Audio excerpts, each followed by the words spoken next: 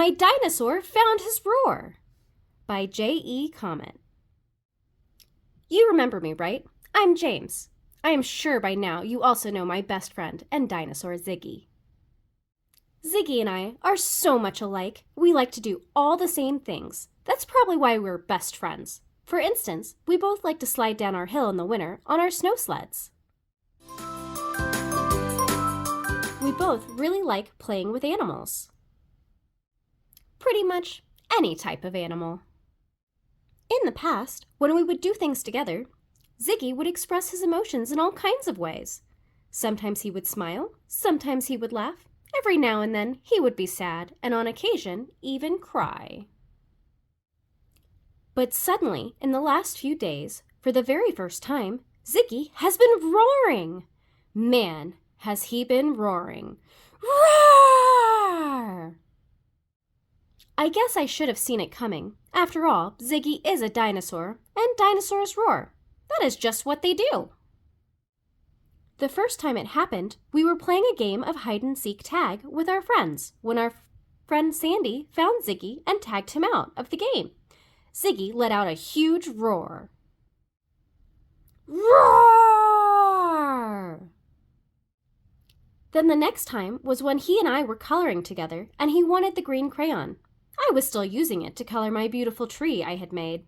When I told him I was still using it and he needed to wait, he let out a gigantic roar. Then there was also the day we were choosing teams to have a game of basketball, when Ziggy did not get picked to be on the same team as me. He let out a roar so loud that several of our friends got knocked to the ground. Everyone got scared. It was not good. Roar!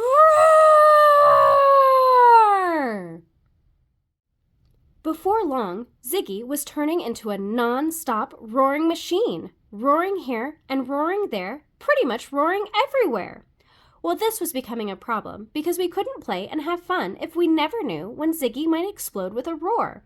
Our friends would not want to play with us anymore if it continued, and I wouldn't blame them. Who wants to be scared and feel unsafe? Not them, and certainly not me. Something had to be done. It was time to put on my thinking cap. I realized I could punish him when he roared and tell him no more roaring. But that didn't feel like the right thing to do because dinosaurs naturally need to roar. Since that didn't seem like the answer, I knew I needed to do some deep thinking on the subject. I figured, since it would probably take me a while to figure it out, I would get my outdoor chores done at the same time. I always like helping because it makes me feel good inside. First, I got the mail from the mailbox for Mom. Then, I put bird food in our bird feeders so the birds would come out and eat. Mom and I love watching the birds together. I also dug some holes to help Mom plant flowers. Mom just loves flowers. They're nice to look at. Finally, after all my chores were done, I had it. I knew what to do to help Ziggy, but still be able to play with our friends.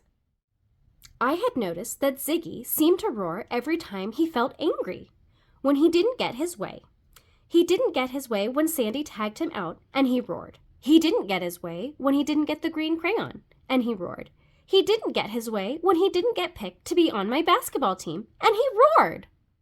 So, if I can help Ziggy learn how to control his anger in those situations, but still have a way to release his anger in a better way, then maybe we can still play with our friends, and Ziggy can still express his dinosaur ways by roaring.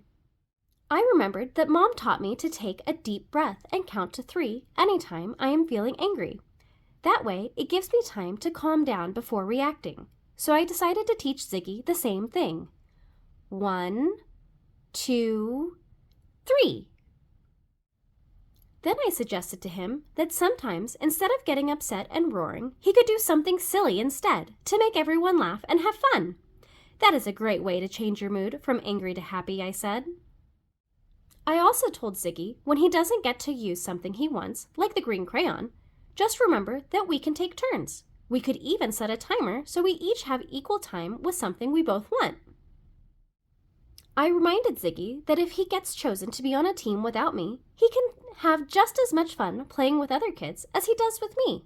I also reminded him that he and I will always be able to play together later.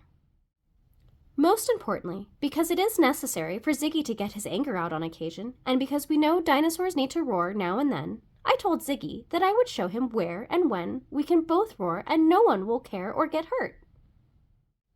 First, I suggested he can roar at our favorite swimming pond, because most of the time, there is no one else there. Roar! Our basement is another good place to roar because it's underground. First, we make sure to warn Mom we will be roaring, so she won't get worried if she hears us. Then there's Halloween. Halloween is always a good time to roar, especially when your costume is a dinosaur. And of course, it is always acceptable to make silent roar, where we pretend to roar, but we don't let any real sound come out. Not to mention, super fun. Everything is so wonderful now. I help Ziggy learn ways to manage his anger when he gets upset, but also learn ways to safely let it out with a roar now and then. And we are always coming up with new places to roar when we need to get our anger emotions out or just plain have fun. Roar! I just love it when I can solve a problem and everyone is happy.